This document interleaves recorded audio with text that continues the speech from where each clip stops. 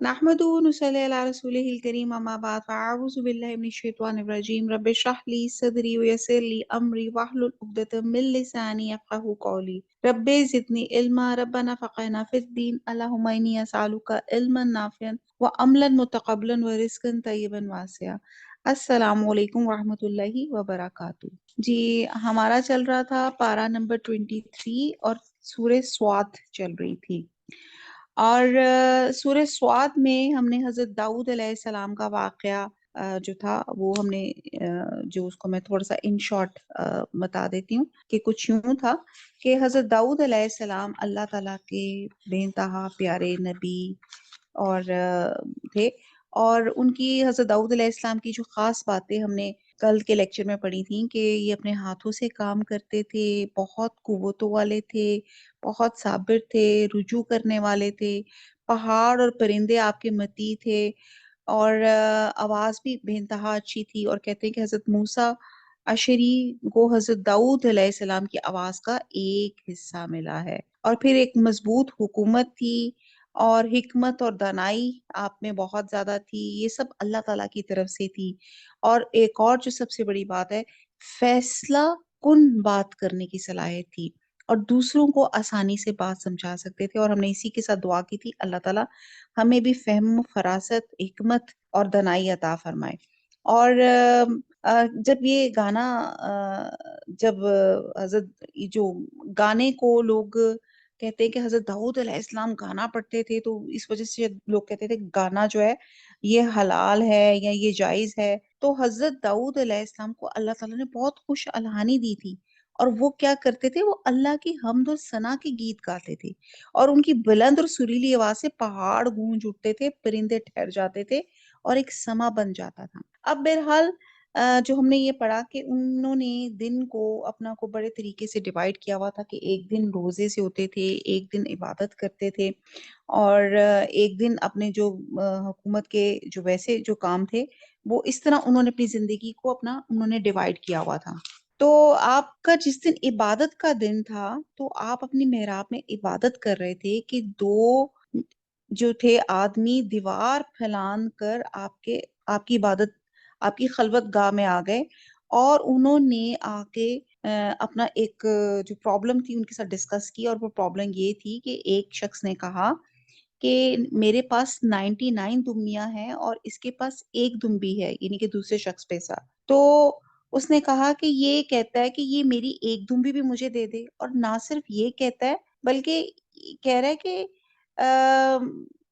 मुझे बात करने की इजाजत भी नहीं दे रहा। तो यहाँ पे हजरत दाऊद अलैहिस्सलाम ने मुकदमे का दुरुस्त फैसला किया और फैसला करते हुए समझ गए कि मेरे रब ने मुझे आजमाया है और अपनी गलती का फौरन एतराफ किया और सजदे में गिर गए। और इस्राएली रवायत है कि हजरत दाऊद अलैहिस्सलाम पर ये इल्जाम था कि आपकी 99 बीवियां थी और आपको अपनी सिपाही की बीवी पसंद आ गई थी।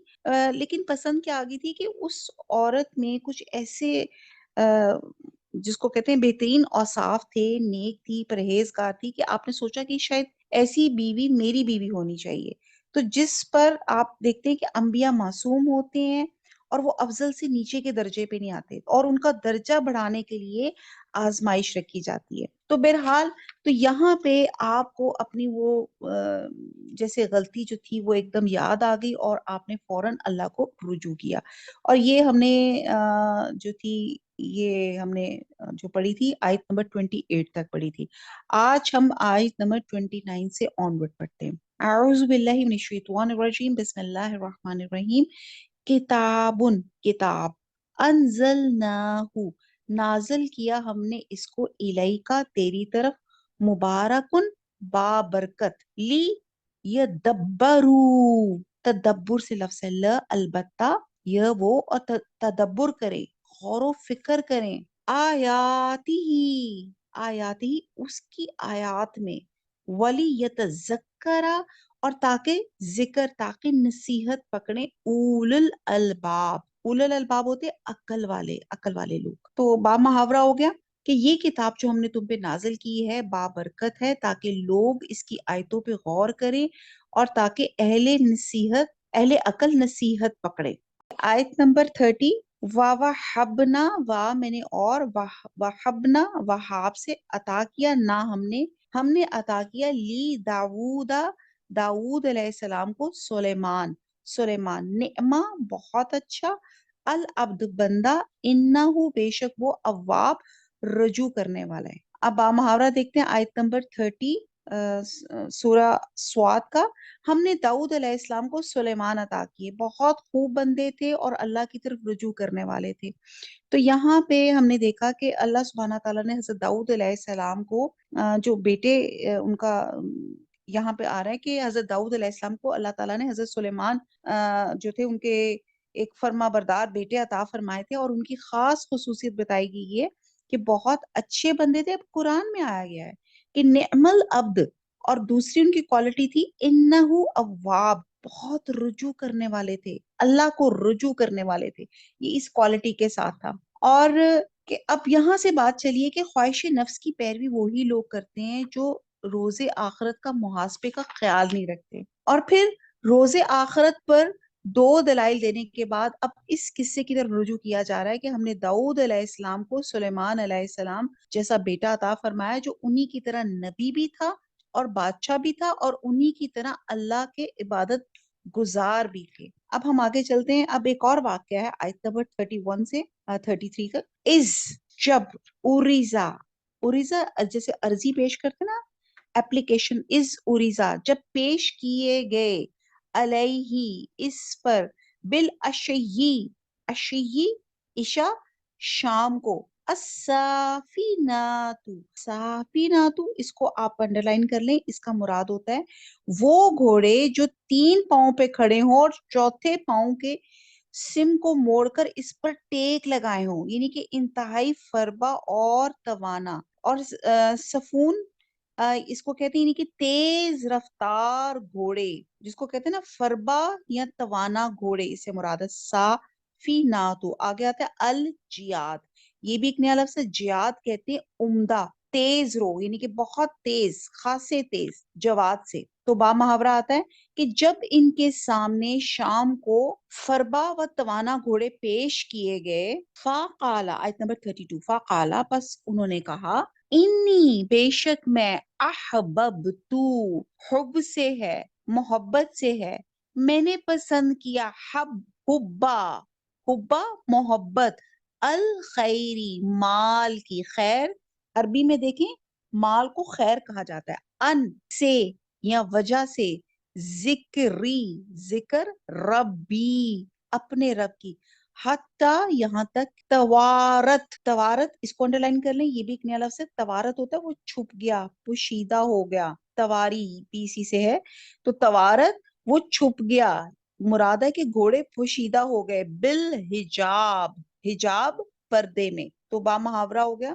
کہ میں نے اپنے پروردگار کی یاد سے غافل ہو کر مال کی محبت اختیار کی، یہاں تک کہ آفتاب پردے میں چھپ گیا۔ آیت نمبر 33، رد ہوتا ہے واپس لاؤ، ہاں ان کو، علیہ میرے پاس، فتافقہ اب یہ بھی ایک نیا لفظ ہے کہ وہ کرنے لگے، اس نے شروع کیا مراد ہے، مسحم یہاں پہ آپ دیکھیں مسحم ہے کہ جیسے مسا کیا، ہاتھ پھیرنے، سوق ٹانگوں پر، مراد یہاں پہ ویسے پنڈلیاں ہوتا ہے، بالسوقی ٹانگوں پر، اعناق کہتے ہیں اور گردنوں پر۔ با محاورہ ہو گیا، بولے کہ ان کو میرے پاس واپس لاؤ، پھر ان کی ٹانگوں اور گردنوں پہ ہاتھ پھیرنے لگے۔ اب یہ ایک آیت نمبر 31 سے 33 تک ایک واقعہ ہے کہ حضرت سلیمان علیہ السلام کے سامنے جب اعلیٰ درجے کے اصیل گھوڑا کا دستہ پیش کیا گیا تو انہوں نے فرمایا، مجھے یہ مال کچھ اپنی بڑائی کے غرض سے یا اپنے نفس کی خاطر محبوب نہیں، بلکہ ان چیزوں کو میں اپنے رب کا کلمہ بلند کرنے کے لیے پسند کرتا ہوں۔ پھر انہوں نے ان گھوڑوں کی دوڑ لگائی یہاں تک کہ وہ نگاہوں سے اوجھل ہو گئے، اور اس کے بعد انہوں نے ان کو واپس طلب فرمایا، اور جب وہ آئے تو ان کی گردنوں اور ان کی پنڈلیوں پر محبت سے ہاتھ پھیرنے لگے۔ تو اب آپ یہ دیکھیں کہ یہ واقعہ کچھ یوں تھا کہ جیسے یہاں پہ میں نے آپ کو بہت ڈیٹیل سے صافینات کی جو ڈیٹیل میں نے آپ کو بتائی، صافن کی جمع ہے، اور صفن یعنی کہ الفرس بمعنی گھوڑے کا 3 ٹانگوں پہ اس طرح کھڑے ہونا کہ چوتھا کھر کا صرف سرا زمین پہ ٹکا، اور اس سے چاق و چومت گھوڑا مراد لیا گیا ہے۔ اور جیت کی جمع ہے، اور جاد الفرس یعنی کہ گھوڑے کا سبک اور تیز رفتار ہونا، اور یہ ان گھوڑوں کی صفات ہیں جو حضرت سلیمان علیہ السلام نے جہاد کی خاطر رکھے ہوئے تھے۔ اب یہاں پہ توارت بھی آ رہا ہے، تو بہرحال مفسری نے یہ مراد لیا کہ جب گھوڑوں کا رسالہ نظروں سے چھپ گیا، اور بعد میں یہ مراد لیا کہ جب سورج غروب ہو گیا۔ تو بہرحال کچھ سکولرز یہ کہتے ہیں کہ ایک دن پچھلے پیر حضرت سلیمان علیہ السلام نے اپنے گھوڑوں کا معائنہ کر رہے تھے، پھر ان کی نظر دوڑائی تاکہ وہ ان کی دوڑ لگائی تاکہ وہ نظروں سے اوجھل ہو جائیں۔ چونکہ یہ سارا سلسلہ جہاد کی خاطر تھا، اس لیے آپ اس شغل سے بہت محفوظ ہوئے اور کہنے لگے کہ میں نے اپنے پروردگار کی یاد کی وجہ سے ہی شغل پسند کیا ہے۔ پھر گھوڑے اپنے پاس طلب کیے اور شفقت سے ان کی گردنوں اور ان کی پنڈلیوں پہ ہاتھ پھیرنے لگے۔ اچھا، اب ایک سکولرز نے اس کا مقصد کچھ اس کا مطلب کچھ دوسرا یہ بھی نکالا ہے کہ آپ گھوڑوں کے شغل میں اتنے محو ہو گئے کہ سورج ڈوب گیا، اور اس شغل نے آپ کو اللہ کی یاد یعنی کہ نماز سے غافل کر دیا، اور اس واقعے سے آپ کو بہت دکھ ہوا۔ آپ نے گھوڑوں کو طلب کیا اور ان کی گردنیں اور پنڈلیاں کاٹنا شروع کر دی، اور چونکہ آپ نے یہ کام اللہ کی محبت کی خاطر کیا تھا، تو اللہ نے آپ کو یہ صلہ دیا کہ ہواؤں کو آپ کے تابع کر دیا، اور پھر آپ کو گھوڑوں کے رسالوں کی یعنی کہ ان کی اتنی احتیاط یعنی کہ ضرورت ہی نہ رہی جتنی پہلے تھی۔ تو بہرحال یہ ایک واقعہ یہ ہے کہ اور اس میں کچھ یہ بھی اسکالرس کہتے ہیں کہ اب یہاں حضرت سلیمان علیہ السلام کا ایک واقعے کی طرف اشارہ ہے۔ آپ ایک عظیم سلطنت کے حکمران تھے، اور یہاں پہ جو چیز بتائی جا رہی ہے کہ جب ہم گھوڑوں کو جب ہم دوڑ ایک فل سپیڈ میں بھگاتے ہیں تو بڑا خوبصورت منظر ہوتا ہے، وہ دیکھنے والا ہوتا ہے۔ اب اور وہ کہتے ہیں کہ وہ اس منظر کو دیکھ رہے تھے جب گھوڑوں کی نمائش ہو رہی تھی، یا گھوڑے بہت دوڑ سے بھاگ رہے تھے۔ تو یہاں پہ بتایا جا رہا ہے کہ حضرت سلیمان کا حال یہ تھا کہ وہ اتنے گھوڑے دیکھ کر، یا اتنے گھوڑے ان کے انڈر تھے، اس پہ وہ فخر پہ مبتلا نہیں ہوئے، وہ اللہ کو یاد کرنے لگے اور کہنے لگے کہ میں نے یہ گھوڑے اپنی شان دکھانے کے لیے پسند نہیں کیے، صرف اللہ تعالیٰ کے لیے پسند کیے ہیں، اللہ کا نام بلند کرنے کے لیے۔ تو حضرت یہاں پہ جو ایک سیٹ آف سکولرز کہتے ہیں کہ حضرت سلیمان علیہ السلام ان گھوڑوں سے محبت بھی کرتے تھے، اور ان کی گردنوں، بالوں اور پنڈلیوں پہ ہاتھ پھیرتے تھے۔ اور مومن کو جب اللہ تعالیٰ کوئی نعمت دیتا ہے، دنیا کے کوئی ایسے وسائل دیتا ہے، کوئی مال اور دولت دیتا ہے، تو وہ اس مال و دولت سے محبت اپنی شان بنانے کے لیے نہیں کرتا، اپنی نام کی بڑائی نہیں چلتا، بلکہ وہ اس سے محبت اس لیے کرتا ہے کہ اس سے اللہ کے راستے میں وہ مدد حاصل کرے۔ اور ایک جیسے فار ایگزامپل چھوٹی سی مثال ہے، جیسے آج کل کی آپ یہ جیسے گھوڑے کی یہاں پہ جو مثال لی ہے، آج کے اگر کانٹیکس میں دیکھا جائے تو جیسے آج کل کے زمانے میں ہمارے پاس گاڑیاں ہوتی ہیں، نئے نئے ماڈلز کی گاڑیاں ہوتی ہیں، تو ہم اپنی گاڑیوں کو کتنا صاف ستھرائی کا اہتمام کرتے ہیں۔ تو اسی طرح بات کی ہے کہ اگر ہم وہ گاڑی جیسے آپ جا رہی ہیں اور آپ اس گاڑی پہ کسی اچھے کام کے لیے جا رہی ہیں، آپ کو گاڑی ٹربل بھی نہیں کر رہی، آپ کے لیے سہولت بھی ہے، اور وہ اپنے رزق حلال سے خریدی ہوئی ہے، کوئی سودی طریقے سے نہیں خریدی ہوئی، اور آپ کی نیت یہ ہو کہ یہ گاڑی مجھے خیر کے کاموں میں بہترین مدد کر رہی ہے، تو پھر جیسے آپ اس گاڑی میں آپ نماز پڑھنے جا رہے ہیں، اور اسی طرح آپ کسی کو جیسے آپ چل رہے ہیں اور جاتے جاتے کسی کو اپنے ساتھ بٹھا لیتے ہیں، آپ کسی کو سواری میں اس کی آپ مدد کر دیتے ہیں، تو پھر آپ کہتے ہیں الحمدللہ، یہ نعمت جس کے ذریعے میں اللہ کے دین کا ایسا اور ایسا کام کر سکتی ہوں، اللہ کی ایسی یا ایسی عبادت کر سکتی ہوں، اگر یہ چیز نہ ہوتی میرے پاس تو شاید میں نیکی کے کام اتنی تیز رفتاری سے نہ کرتی۔ تو وسائل کا ہونا اور نہ ہونا برابر نہیں، کیونکہ آپ یہ دیکھیں کہ اگر ہم وسائل کو اچھا استعمال کریں گے، ٹھیک ہے جی، ہم پیدل بھی جا سکتے ہیں، سائیکل پہ بھی جا سکتے ہیں، گاڑی پہ بھی جا سکتے ہیں، بات تکبر کی نہیں ہے۔ تو بات یہ ہے کہ ہم نے آپ کے پاس جو بھی سواری ہے لیکن آپ اس سواری کو اللہ کے راستے اللہ کے لیے استعمال کر رہے ہیں تو وہ کیا ہو جائے گی؟ اگر آپ اس پھر سواری کی اس کی دیکھ ریکھ میں اس کی صفائی میں، جیسے انہوں نے گھوڑوں کی پنڈلیوں پہ ہاتھ محبت سے پھیرا، تو پھر آپ کیا کر رہے ہیں کہ آپ وہ اس کو کہہ رہے ہیں کہ یہ میں اپنے دین کے کاموں کے لیے استعمال کر رہا ہوں، یہ جو بھی مجھے اللہ تعالیٰ نے نعمتیں عطا فرمائی ہیں۔ تو بندہ مومن کا قول ہی ہوتا ہے انی احببت حب الخیر۔ خیر کیا ہوتی ہے؟ مال میں نے مال کی محبت پسند کی، یعنی کہ مجھے مال پسند ہے، لیکن کیوں؟ کس لیے؟ اپنے رب کی یاد کے لیے۔ تو اس کو دیکھ کے ایک تو یہ کہ مجھے یہ کہ اللہ سبحانہ تعالیٰ نے عطا کیا، یہ میری کوئی کیپیبلٹی نہیں تھی، یہ اللہ تعالیٰ نے مجھے عطا کیا۔ تو آپ دیکھیں مال کے لیے یہاں لفظ خیر استعمال ہوا ہے عربی میں، اور آپ کا اس خیر کو، اس مال کا اچھا یا برا استعمال اس کو اچھا یا برا بناتا ہے، ورنہ تو اللہ تعالیٰ نے مال کو لفظ خیر کے ساتھ مخاطب کیا ہوا ہے۔ اور اب یہاں پہ عموماً یہ ہوتا ہے کہ جی دولت سے نفرت کرو، دنیا سے نفرت کرو۔ ٹھیک ہے، دنیا جو ہے وہ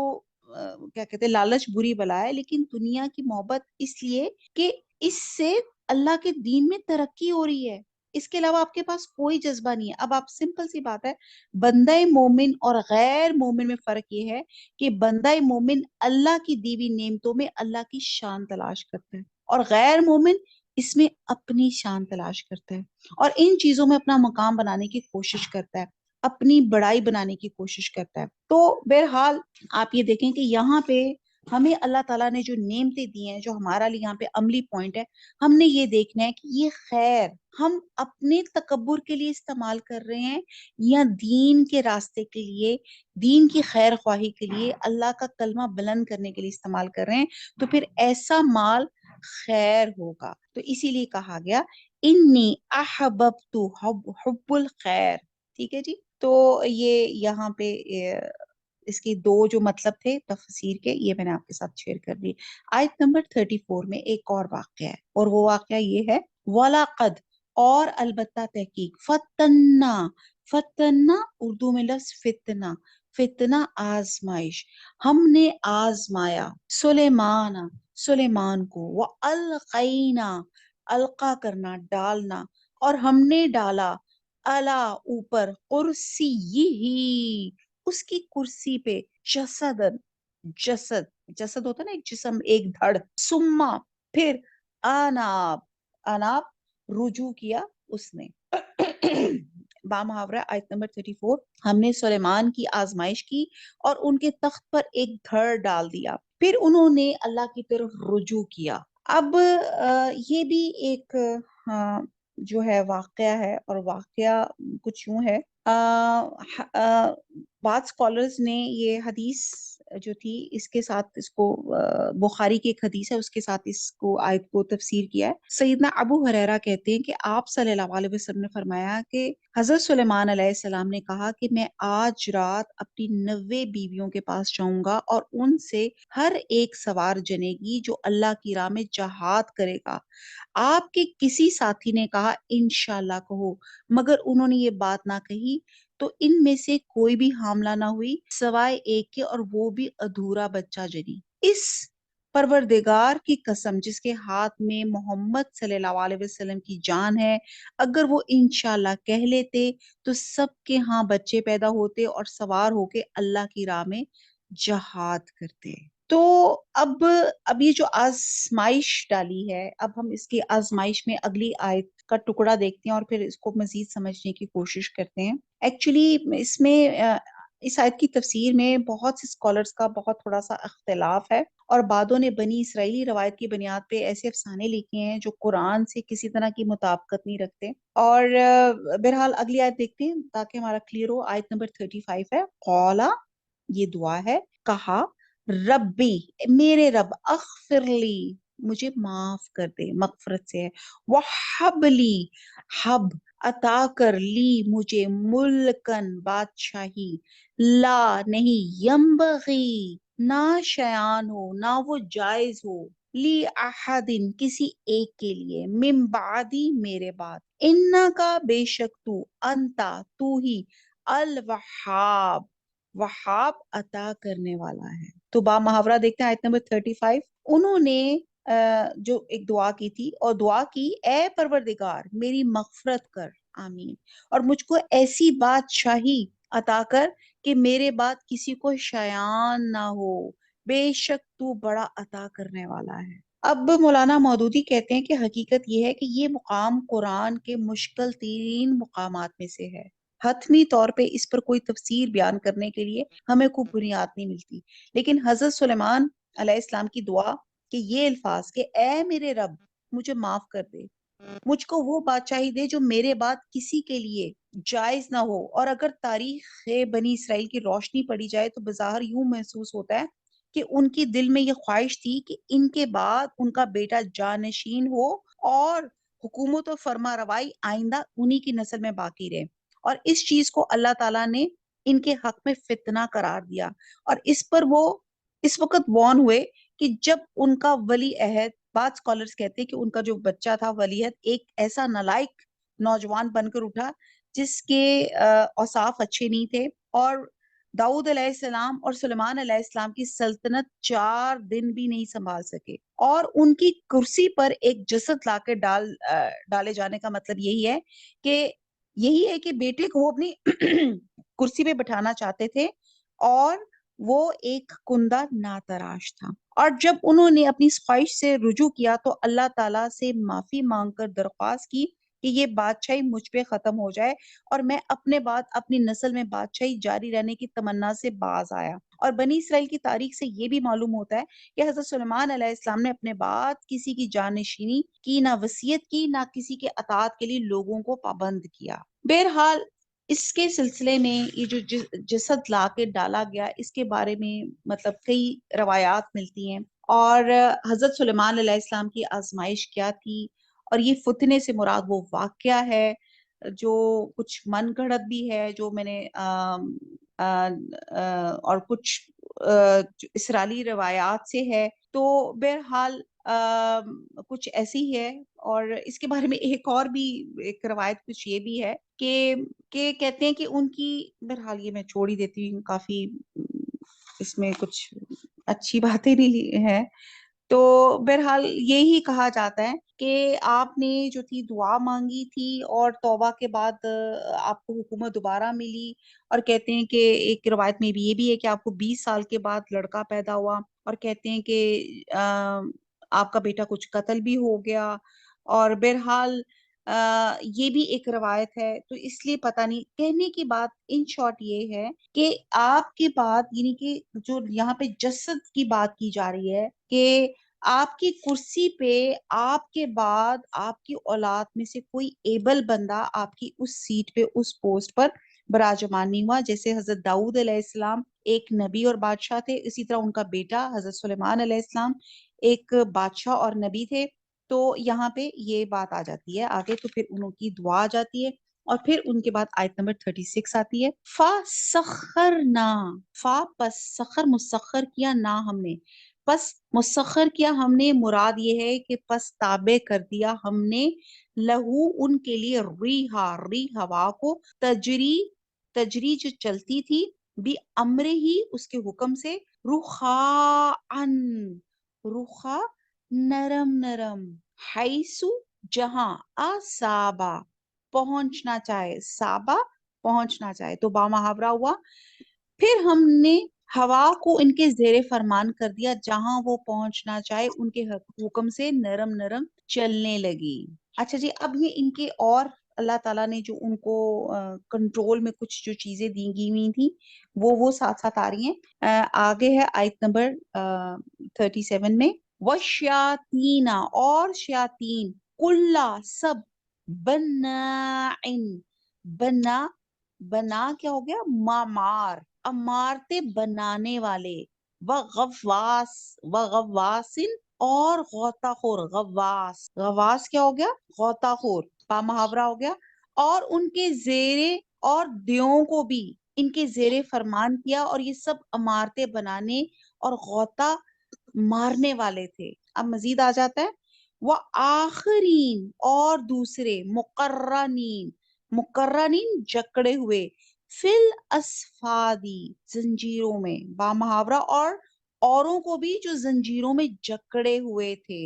ہاذا یہ، اتاؤنا عطا ہے ہماری، ہماری بخشش ہے. فمنن پس تو احسان کر، من کا مطلب ہوتا ہے احسان، پس تو احسان کر، او یا امسک، امسک یہ ہم پہلے بھی پڑھ چکے، روک رکھ، مسق، بغیری بغیر حساب، حساب کے. با محاورہ ہو گیا، ہم نے کہا یہ ہماری بخشش ہے، چاہو تو احسان کرو یا چاہو تو رکھ چھوڑو، تم سے کچھ حساب نہیں. وَإِنَّا اگلی آیت 40، وَإِنَّا اور بے شک لہو اس کے لیے، اندنا ہمارے پاس، لَزُلْفَا زلفا قریب، البتہ قریب، وحسن معاب اور بہت عمدہ معاب مقام ہے. با محاورہ ہو گیا آیت نمبر 40 کا، اور بے شک ان کے لیے ہمارے ہاں قرب اور عمدہ مقام ہے. اب آپ یہ دیکھیں کہ دنیا میں آج تک کوئی شخص کی اتنی طاقت نہیں ہے کہ وہ ہوا کا رخ چینج کر سکے. ہم پانی کو اکٹھا کر کے ڈیم بنا کے اس کا رخ تو بدل دیتے ہیں، لیکن ہوا کا رخ انسان نہیں بدل سکتا. تو حضرت سلیمان علیہ السلام کے پاس اتنی قوت تھی کہ وہ ہوا کا رخ بدل دیتے تھے اور اپنی مرضی کے مطابق جدھر چاہتے تھے کر لیتے تھے، اور اس میں ان کو بالکل تکبر نہیں تھا، اور ان کو یہ تھا اور عاجزی آ جاتی تھی کہ اللہ تعالیٰ نے عطا کیے تمام چیزیں، تمام یہ جو بھی اللہ تعالیٰ نے مجھے قوت یا کوئی کی ہے. ہم نے اسی میں دیکھا کہ اللہ تعالیٰ نے جن بھی آپ کے انڈر کیے ہوئے تھے اور آپ ان جنوں سے کام بھی کروایا کرتے تھے. اور حضرت ابو ہریرہ کہتے ہیں کہ آپ صلی اللہ علیہ وسلم نے فرمایا کہ گزشتہ رات ایک دیو ہیکل جن مجھ سے بھیڑ پڑا. آپ صلی اللہ علیہ وسلم نے یا کوئی ایسا ہی کلمہ کہا، پھر اللہ تعالیٰ نے مجھے اس پہ غالب کر دیا. میں نے چاہا کہ مسجد کے ستونوں میں سے کسی ستون کے ساتھ اسے باندھوں تاکہ صبح تم اسے دیکھ سکو. پھر مجھ کو اپنے بھائی سلیمان علیہ السلام کی دعا یاد آ گئی کہ اے میرے پروردگار، مجھے ایسی حکومت عطا فرما جو میرے بعد اور کسی کے شیار نہ ہو. روح راوی نے کہا کہ آپ صلی اللہ علیہ وسلم نے اس جن کو ذلت کے بعد بھگا دیا. تو اب یہ ایسی فضیلت ہے جو آپ کے بعد یا پہلے نہ کسی نبی کو حاصل ہوئی، نہ بادشاہ کو. اور رہی بات کہ اصل آزمائش تھی کیا، تو بہرحال یہ جو بے جان دھڑ سے کون سے واقعے کی طرف اشارہ ہے، اس کی کوئی معقول وجہ تو نہیں اسکالرس کو مل سکی. بہرحال واللہ عالم. اور اب آپ یہ دیکھتے ہیں کہ اللہ سبحانہ تعالیٰ نے حضرت سلیمان علیہ السلام کو جو بہت سی اور جو پاورز اللہ تعالیٰ نے عطا فرمائی تھیں، وہ یہاں پہ ان کا ذکر کیا جا رہا ہے. اور پھر ہم دیکھتے ہیں کہ ہوائیں آپ کے تابع تھیں، اور پھر اس کے بعد جن آپ کے حکم کے تحت بلند و بالا عمارتیں تعمیر کرتے تھے، اور پھر دریاؤں میں غوطے لگا کے ان سے ہیرے جواہرات موتی وغیرہ نکالتے تھے. دوسرے کام جو عام انسان کی طاقت سے زیادہ ہوتے ہیں وہ آپ جنوں سے لیا کرتے تھے. اور پھر ہم دیکھتے ہیں اور کہتے ہیں کہ جو جن آپ کے حکم سے سرتابی یا شرارتیں کرتے تھے یا کام میں رکاوٹ ڈالتے تھے یا دوسروں کو تنگ کرتے تھے، تو انہیں آپ زنجیروں میں جکڑ کے قید خانے میں ڈال دیتے تھے. یعنی جنوں کے معاملے میں آپ کو مکمل اختیارات حاصل تھے کہ کس سے کام لیں یا کس سے کام نہ لیں، کس کو معاوضہ دیں یا نہ دیں، اور یہ معاوضہ تھوڑا دیں یا زیادہ دیں، یہ سب کچھ آپ کے اپنے جو تھا سوچ پر اور آپ کے اپنے کنٹرول پہ تھا. اگر اس آیت کو عام سمجھا جائے تو مطلب یہ ہوگا کہ اللہ تعالیٰ نے آپ کو بے پناہ مال و دولت عطا کی تھی اور کہہ دیا تھا کہ اسے جیسے چاہو خرچ کرو، آپ سے اس کا کچھ مواخذہ نہ ہوگا. اب ایک طرف اللہ تعالیٰ کے انعامات کا یہ حال ہے کہ بے حساب مال و دولت دے کے فرمایا کہ جیسے چاہو خرچ کرو، آپ سے کوئی حساب نہیں لیا جائے گا. اور دوسری طرف حضرت سلیمان علیہ السلام کا یہ حال تھا کہ اپنی ذاتی ضروریات کے لیے بیت المال سے ایک پیسہ بھی نہیں لیتے تھے، بلکہ اپنے والد بزرگوار کی طرح اپنی کمائی سے کھاتے تھے. حضرت داؤد علیہ السلام تو زرے بنایا کرتے تھے، آپ حضرت سلیمان علیہ السلام تانبے کی مصنوعات تیار کرتے تھے. یعنی کہ ان کی سلطنت اور فرما روائی اللہ کی عبادت گزاری کے آڑے ناز ہے۔ شاہی میں فقیرانہ زندگی بسر کرنا بھی ایک بہت بڑی آزمائش ہے جس میں یہ پورے اترے، لہٰذا اللہ تعالیٰ نے انہیں مقربین میں شامل کیا اور بلند درجات عطا فرمائے۔ تو کیونکہ ہم حضرت سلیمان علیہ السلام اور ان کی جو اختیار میں جو تھے جن ہوائیں جو تھیں، وہ ہم پہلے بھی ہم پچھلی صورتوں میں ہم ڈسکس کر چکے ہیں، جیسے سورہ انبیاء میں بھی ہم نے اس پہ ڈیٹیل بات کی تھی، سورہ سبا میں بھی ہم نے ان کی سلسلے میں بات کی تھی۔ وما علینا الا البلاغ سبحانک اللہم وبحمدک نشہد لا الہ الا انت نستغفرک ونتوب الیک، والسلام علیکم ورحمۃ اللہ وبرکاتہ۔